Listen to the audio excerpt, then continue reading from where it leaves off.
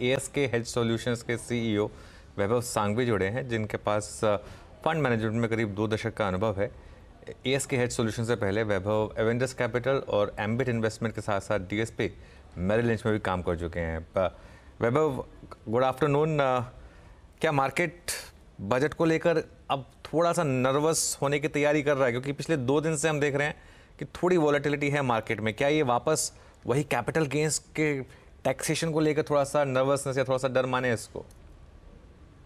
I think Anuj, I think nervousness थोड़ी जायज़ है बिकॉज हमें लगता है कि ये इस बार का जो बजट रहेगा वो अगले 5 साल के पॉलिसी डायरेक्शन को अच्छी तरह से बताएगा। सो मार्केट का direction, constitution of the market movement, वो काफ़ी कुछ डिपेंड करेगा स्पेशली ये बजट पे। ऑफ कोर्स मार्केट के हिसाब से there is always a doubt in terms of के कैपिटल गेन्स पे उनका क्या रुख रहेगा, एसटीटी पे क्या रुख रहेगा, खास करके ऑप्शंस पे। और जिस हिसाब से हम डिस्कम्फर्ट देख रहे हैं रेगुलेटर्स की तरफ से on the option side, on the option market, हमें लगता है कि ये सब मेजर्स हम काफी क्लोजली वॉच करेंगे और उसका क्या परिणाम, उनकी क्या सूचना, उनकी क्या अनाउंसमेंट रहेगी और उसका परिणाम क्या हो सकता है, ये बारीकी से देखना पड़ेगा। वैभव जी, इनफैक्ट मैं इसी बात पे आ रहा था। आई मीन, अगर ऑप्शंस के मार्केट्स को लेकर कुछ टफ आई थिंक सर्कमस्टेंसेस बनते हैं, क्योंकि आप ये देखिए ना, आई मीन इस कारोबार को आप भी पिछले 20 साल से देख रहे हैं, मैं भी देख रहा हूँ, ब्रोकरेजेस परसिस्ट करती ही नहीं है अब, है ना। तो आपका एग्जैक्टली यही जो थे वो मेजर ड्राइविंग फोर्स थी। हाउस व्यूज मतलब जो ब्रोकिंग हाउसेस के स्टॉक्स हैं, आई मीन सीडीएसएल और को आप छोड़ दीजिए, वो तो आई मीन एक डिपॉजिटरी सर्विसेज वाला कंपनी है, लेकिन ब्रोकरेज हाउसेस पे आपका व्यू क्या होगा उसके बाद, अगर वाकई ऑप्शन सेगमेंट पे डेंट पड़ता है तो?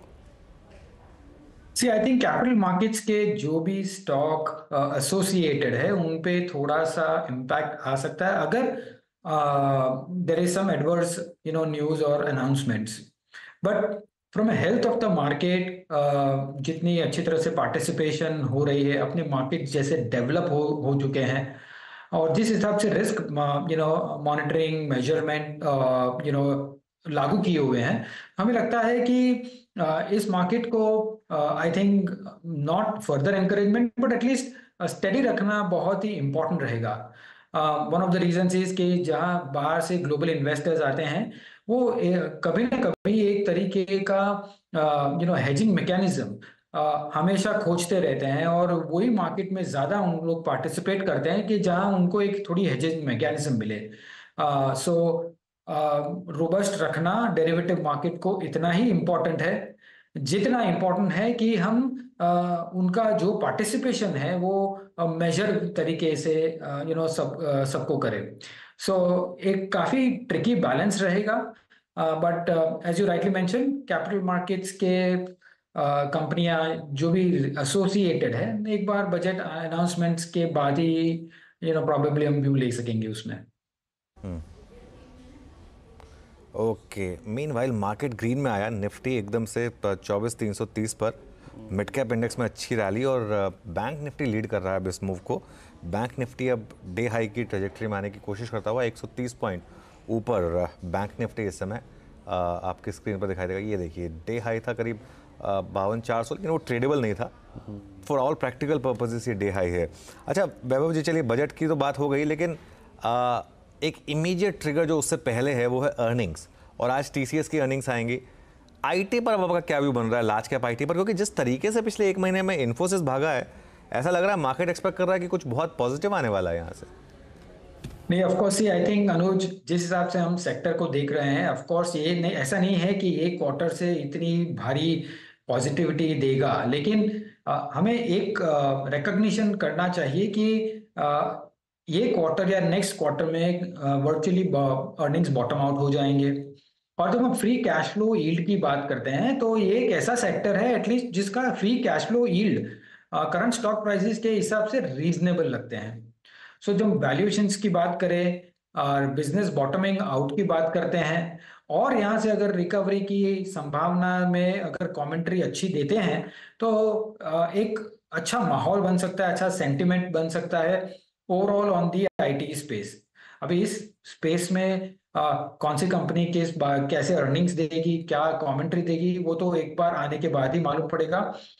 But on an overall sectoral basis हमें लगता है कि ये सेक्टर बॉटम आउट हो चुका है। यहाँ से रिकवरी की काफी गुंजाइश है। अच्छा वैभव जी, कल का जो ऑटो में बड़ा डेवलपमेंट हुआ, मारुति एक मेजर अगर आप देखें उसका बेनिफिशियरी है, और हाइब्रिड गाड़ियों पे, ईवी गाड़ियों पे अगर राज्य सरकारें ऐसा निर्णय लें तो ऑटो में आप लोगों की अप्रोच कल, आई थिंक इस पूरे डेवलपमेंट को आपने रीड किया होगा। As a investor I think इस बदलाव को, इस सोच को राज्य सरकारों की, और अगर और कुछ राज्य सरकारें भी इस तरफ बढ़ती हैं तो किस तरीके से लेना चाहिए, स्पेशली उन कंपनियों के लिए जिनका ईवी एंड स्पेशली जिनका हाइब्रिड पोर्टफोलियो बहुत स्ट्रांग है?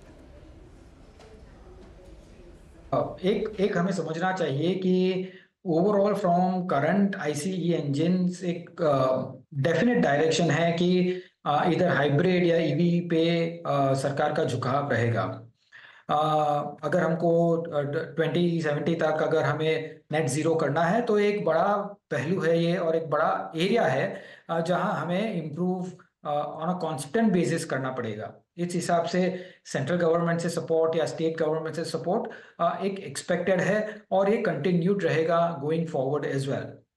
हमारा व्यू उससे सीमित नहीं है। हमें लगता है कि ऑन एन ओवरऑल बेसिस पे हर एक कंपनियों को ज़्यादा इन्वेस्ट करना पड़ेगा, specially on the EV side, on the hybrid side, और ऐसे प्रोडक्ट्स निकालने पड़ेंगे जो, और इनफैक्ट इंफ्रास्ट्रक्चर भी बिठाना पड़ेगा जहां से ये सहूलियत मिले कि ये प्रोडक्ट्स को हम अच्छी तरह से इफेक्टिवली यूज कर पाए। सो ऑफ कोर्स केपेक्स ज़्यादा रहेगा, eight the same time direction भी बहुत ही क्लियर है। और इन बिटवीन अगर हम अलग अलग प्रोडक्ट साइकिल की बात करें तो अलग हर एक सेगमेंट, जैसे कि पीवी कहें या टू व्हीलर्स कहें या ट्रैक्टर्स कहें या सीवीज कहें, हर एक सेगमेंट अपनी ओन साइकिल पे भी चल रहे हैं। सो थोड़ा कॉम्प्लिकेट हो रहा है, but direction from longer term perspective hybrid और ईवी की तरफ ही है। वैभव, गुड आफ्टरनून। मैं कंजम्पशन स्टोरी पर आपकी राय लेना चाहूंगी, क्योंकि डाबर और मैरिको का हमने वो Q1 का अपडेट देखा और वहां पर उन्होंने कहा है कि रूरल इकोनॉमी में कुछ पिकअप के साइंस देखने को मिले हैं। आज मिसाल के तौर पर आईटीसी देखिए, एक अच्छा खासा रुझान 1.5% ऊपर है। अब पोस्ट इलेक्शन ये बातचीत हो रही थी कि शायद रूरल इकोनॉमी को बूस्ट देने के लिए सोशल स्पेंडिंग बढ़ती हुई दिखाई देगी। क्या उस बेसिस पर पोजिशनिंग बढ़ाई जा सकती है क्या इन एफएमसीजी या फिर टू व्हीलर प्लेस में? आई अंडरस्टैंड आप लोग पहले वो ऑटो की बात कर भी रहे थे, लेकिन specific to this rural income FMCG कंपनियां या फिर टू व्हीलर्स, क्या वहां पर एक्सपोजर बढ़ाने की गुंजाइश है या नहीं अगले 10 दिनों में? Of course Harshada, I think ये 10 दिनों की बात भी नहीं है। आई थिंक अगर हम देख रहे हैं कि अगर मॉनसून्स अच्छी तरह से, डिस्ट्रीब्यूशन अच्छी तरह से है इन टर्म्स ऑफ द रेनफॉल, तो एक और सोइंग पैटर्न भी बहुत अच्छी तरह से बढ़ रहा है, तो हमें लगता है कि from a disposable income rural economy में थोड़ी बेहतर होनी चाहिए। एट द सेम टाइम अगर बजट में हम थोड़ा सपोर्ट देखें इन terms of the rural side और इनकम बढ़ाने की बात करें in the hands of the consumer, तो एक ये ऐसा सेक्टर है जो लास्ट 2 साल से actually to be very honest वो परफॉर्म नहीं कर पाया है, और इस हिसाब से हमें लगता है कि वैल्यूएशंस रीजनेबल है। Again recovery, it's one of the text book case के बिजनेस रिकवरी चालू होने में है, मैक्रोज भी सपोर्ट कर रहे हैं और वैल्यूएशंस भी डिसेंट है। सो ये सेक्टर में भी हमें लगता है कि काफी मोमेंटम रहेगा, at least from medium term perspective. हाँ, ये सेक्टर्स ऐसे नहीं है कि आपका it's not a high beta sector, but on a consistent performance perspective ये हमें लगता है कि बेहतर रहेंगे। बिल्कुल। अच्छा, एक सवाल मुझे आपसे पूछना है, मार्केट का जो सबसे बड़ा पिलर है प्राइवेट बैंक्स, वहाँ क्या हो रहा है? क्योंकि करीब एक हफ्ते पहले तक एक हमने डिसेंट रैली देखी थी इवन एचडीएफसी बैंक में, वो एमएससीआई के फैक्टर को लेकर, लेकिन उसके बाद तो अपडेट खराब आया और वहाँ से हमने फिर करेक्शन देखी, ना सिर्फ एचडीएफसी बैंक में बल्कि बाकी सारे प्राइवेट बैंक्स को भी ड्रैग किया साथ में उसने। यहाँ पर अब क्या व्यू बन रहा है आपका? मैं काफी टाइम से ये कह रहा हूँ कि हम बैंकिंग में ऐसे ऐसे ऐसे पॉइंट पे खड़े हैं जहां 3 इंपॉर्टेंट फैक्टर्स जैसे कि नेट इंटरेस्ट मार्जिन जो अभी पीक पे है, क्रेडिट ग्रोथ पीक पे है, और NPA cycle, one of the best NPA cycles already in the books है। अगर इन तीनों पैरामीटर्स पे इंक्रीमेंटल बेसिस पे यहाँ से डिटीरियोरेशन ही दिखेगा। So from a analyst perspective और एस्टिमेट्स के पर्सपेक्टिव से हम देखते हैं तो यहाँ से estimates on a relative basis I think यहाँ से सॉफ्टन होने चाहिए। Of course between private banks और पब्लिक सेक्टर बैंक्स में काफी वैल्यूएशंस का उतार चढ़ाव हुआ है, जहां पे on a consolidated basis PSU bank 0.5 times book broadly से अभी 1.1 1.2 टाइम्स है। Eight the same time private banks जो अर्लियर 3 टाइम चल रही थी, एक करीबन अबाउट 2 टाइम्स है। सो वो पैरिटी और probably I would say valuation compress हो चुके हैं बोथ प्राइवेट और पीएसयू बैंक्स में। But on macro basis I think ये सेक्टर में थोड़े हेडविंड्स आ सकते हैं, और जहां रेगुलेटर्स का भी झुकाव इस तरह है कि आप अनकंट्रोल ग्रोथ नहीं कर सकते, आप एलसीआर और एलडीआर को भी काफी क्लोजली मॉनिटर करना पड़ेगा। So on an overall basis हम न्यूट्रल हैं ये सेक्टर पे करंटली, और इंडिविजुअल स्टॉक अपॉर्चुनिटीज ही प्रॉब्लली दिखेंगे यहाँ पे। अच्छा वैभव जी, रियल स्टेट पे हम सब ने आई थिंक CY23 में पैसा बनते हुए देखा, बहुत अच्छा पैसा, मीन स्टॉक्स पे इम्पैक्ट बहुत स्ट्रॉन्ग था। रियल स्टेट एंसिलरी में बहुत अच्छे, अगर आप देखें मूव देखिए, पॉलीकैब को देखिए, एस्टल को देखिए, ऑल टाइम हाई पे। लेकिन इस बार पहली बार बीते 3 महीने में 4 महीने में वो तेज़ी विजिबल है थर्ड कंपोनेंट पे भी, और that is HFCs। Gold finance कंपनियाँ पहले ही काफ़ी स्ट्रॉन्ग थी और वो गोल्ड प्राइसेस उसके लिए एक मेजर ड्राइविंग फोर्स भी है। बट HFCs के हालिया मूव पर आपका टेक, और मूव बाकी है क्या अभी? आपका अनुमान क्या कहता है? See, HFC from a longer term, extremely longer term business opportunity में बहुत ही स्टेडी रहेगा। बट अगर हम देखें काफ़ी रैली हो चुके हैं, और हम बजट की राह देखेंगे बिकॉज काफ़ी ऑप्टिमिज्म भी बिल्ड है आवास योजना की तरफ से, और काफ़ी अदर मेजर्स जो अपेक्षित है कि सरकार उनको थोड़ा पुश करेगी और an overall sectoral basis as well. So I think थोड़ा बहुत डिस्काउंटिंग हो चुका है। हम वेट करेंगे बजट में क्या मेजर्स आते हैं, और फिर कॉल लेंगे ये पूरे सेक्टर पे। स्पेस जहाँ पर पिछले हफ्ते से ही अच्छी तेजी बनी है वो ऑयल एंड गैस, ONGC का स्टॉक आपने देखा होगा। रिलायंस इंडस्ट्रीज के जब भी बाजार लड़खड़ा रहा है वो स्टेप अप कर रहा है और सपोर्ट कर रहा है। लेकिन ऑयल एंड गैस में इस समय के नए ट्रिगर्स क्या रह सकते हैं जो इस रैली को ड्राइव कर रहा है? क्योंकि क्लियरली आप ONGC 304 के लेवल्स पर, और हर रोज इसमें 2-2.5% तक की तेजी देखने को मिल रही है।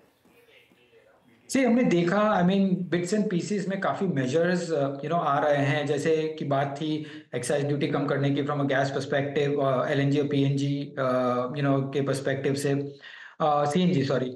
तो हमें लगता है कि ये measures on an overall basis continued रहेगी, because from an economy perspective हमें लगता है कि गैस एक ऐसी चीज है जहां सरकार का झुकाव ऑन द पॉजिटिव साइड है, उनको एनकरेज करना है ये पूरे सेक्टर्स को।